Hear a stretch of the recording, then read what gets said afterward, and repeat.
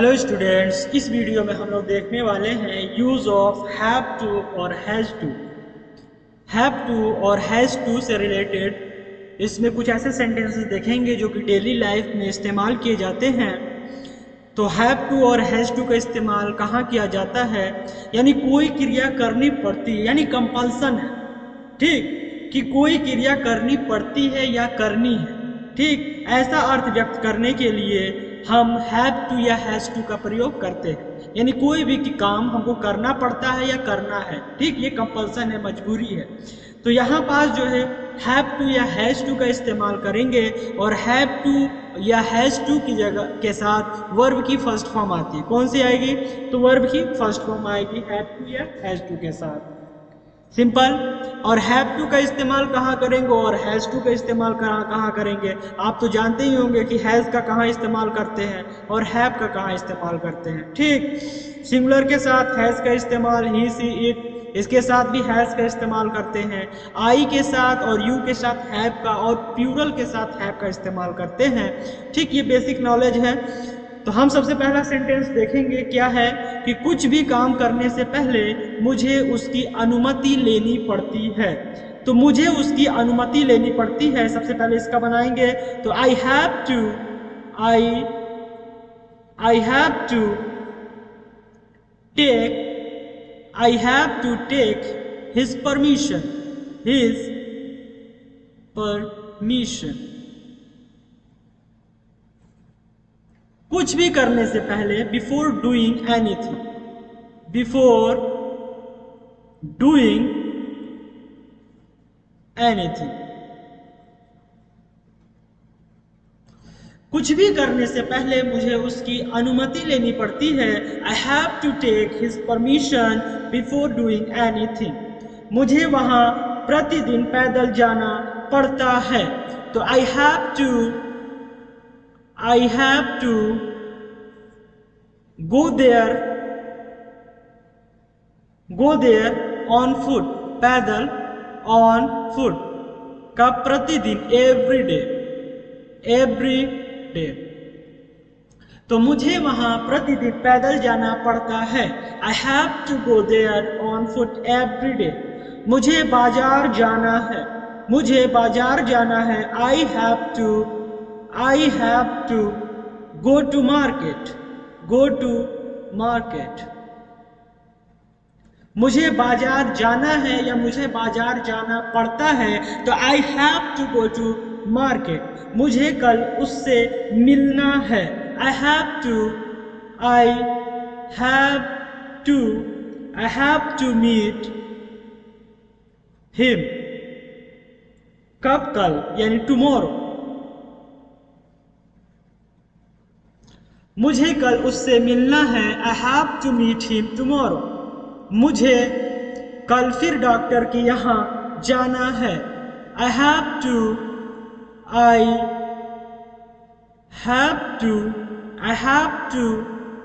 Go to the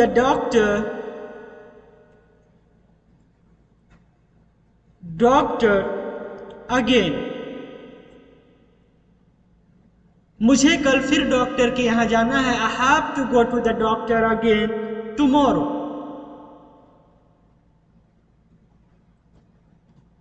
मुझे तुमसे कुछ कहना है, मुझे तुमसे कुछ कहना है। आई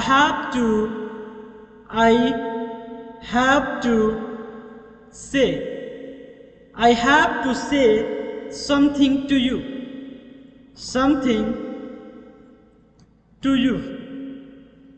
मुझे तुमसे कुछ कहना है। I have to say something to you.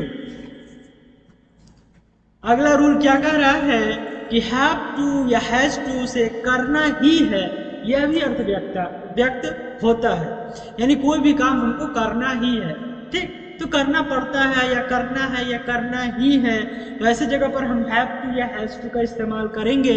जैसे हमें आज निकलना ही है, we have to leave today. हमें आज निकलना ही है, we have to leave today. उसे यह काम एक सप्ताह के अंदर करना ही है। तो ही हैज टू, ही के साथ हैज लगेगा, he has to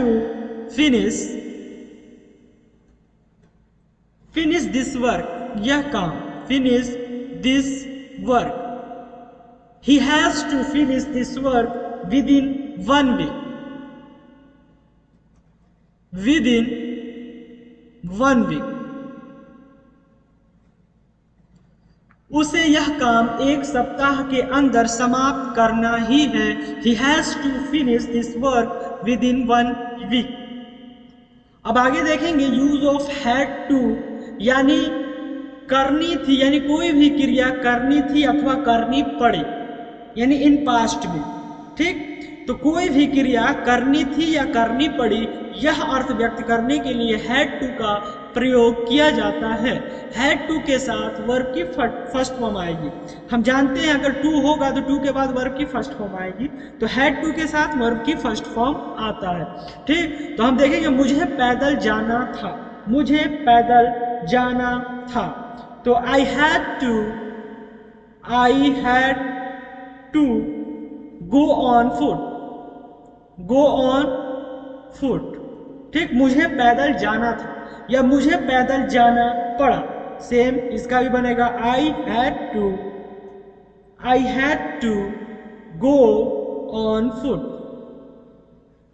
I had to go on foot, मुझे पैदल जाना पड़ा। मुझे 2 घंटे लाइन में खड़ा रहना पड़ा, यानी आई हैड टू स्टैंड, खड़ा रहना पड़ा लाइन में, इन द क्यू 2 घंटे, for 2 hours। ठीक, मुझे 2 घंटे लाइन में खड़ा रहना पड़ा, I had to stand in the queue for 2 hours। मुझे वहां 8 बजे तक पहुंचना था, मुझे वहां 8 बजे तक पहुंचना था। I had to get there वहां बाय 8 o'clock। मुझे वहां 8 बजे तक पहुंचना था। I had to get there by 8 o'clock। हमें वहां बहुत कष्ट सहन करना पड़ा, हमें वहां बहुत कष्ट सहन करना पड़ा। वी हैड टू इंड्योर, कष्ट सहन करना पड़ा, endure a lot of trouble,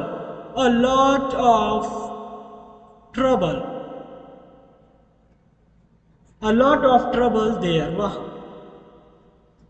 हमें वहां बहुत कष्ट सहन करना पड़ा। We had to endure a lot of trouble there। कर्ज चुकाने के लिए उसे अपनी कार बेचनी पड़ी, यानी कर्ज चुकाने के लिए उसे अपनी कार बेचनी पड़ी। He had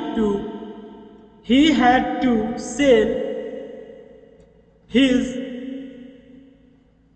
car। ठीक, किसके लिए? तो टू पे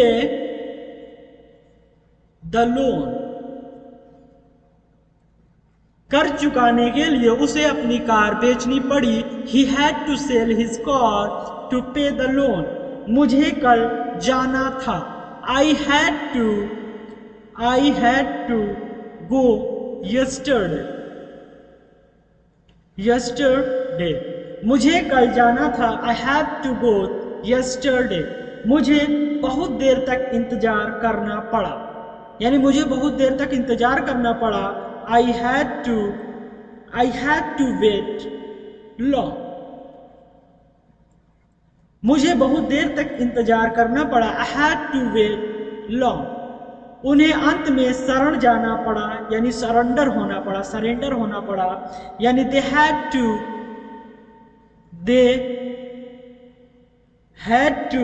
surrender at last। उसे अंत में शरण जाना पड़ा, they had to surrender at last।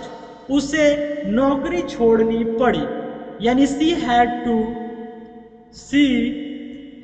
to leave the job। The job. उसे नौकरी छोड़नी पड़ी, she had to leave the job.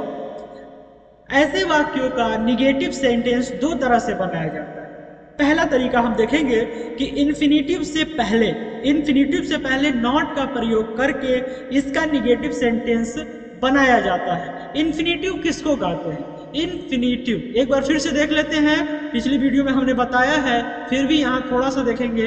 Infinitive किसे कहेंगे? कोई भी वर्ब है, वर्ब की फर्स्ट फॉर्म, उससे पहले हम टू लगा देंगे, ठीक? तो इसको कहते हैं इन्फिनेटिव। जैसे to go,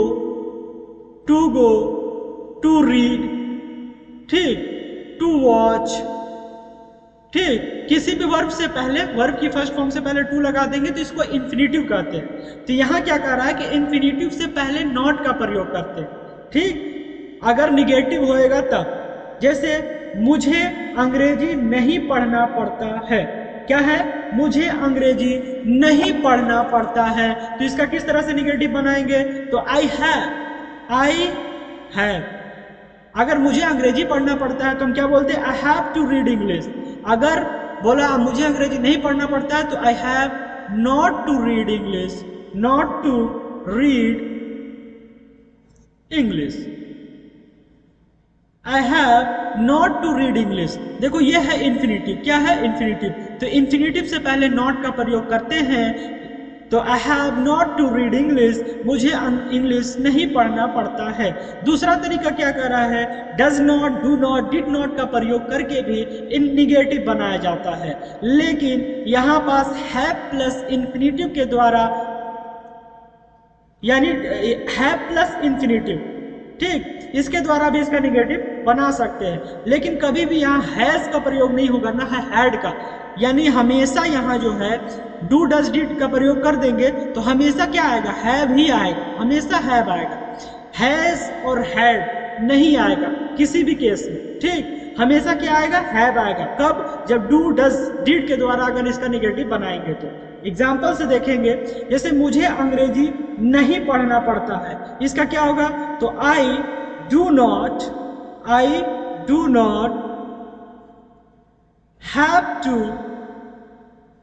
have to read English. I do not have to read English, इस तरह से भी बन गया। ऊपर भी देखें, I have not to read English या I do not have to read English, मुझे अंग्रेजी नहीं पढ़ना पड़ता है। सभी छात्रों को खाना नहीं बनाना पड़ता है, तो इसका होगा all students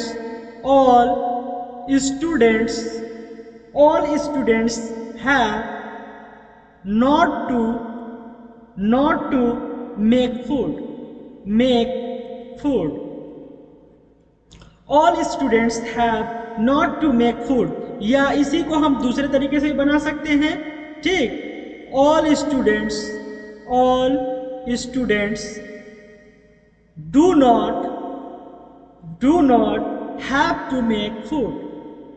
to make food. तो सभी छात्रों को खाना नहीं बनाना पड़ता है। All students have not to make food, पहला तरीका। दूसरा तरीका, all students do not have to make food, ठीक। मुझे इंतजार नहीं करना पड़ा। अब देखो इसमें पता चलेगा दूसरे वाले में क्या फर्क करना पड़ता है। जैसे मुझे इंतजार नहीं करना पड़ा, डायरेक्ट अगर इसका बनाए तो किस तरह से बनाएंगे?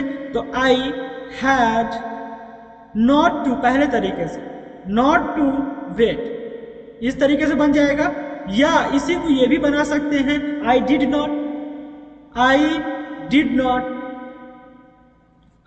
नॉट हैव टू वेट, ऐसे ही बन सकता है। तो मुझे इंतजार नहीं करना पड़ा था, I had not to wait, और I did not have to wait.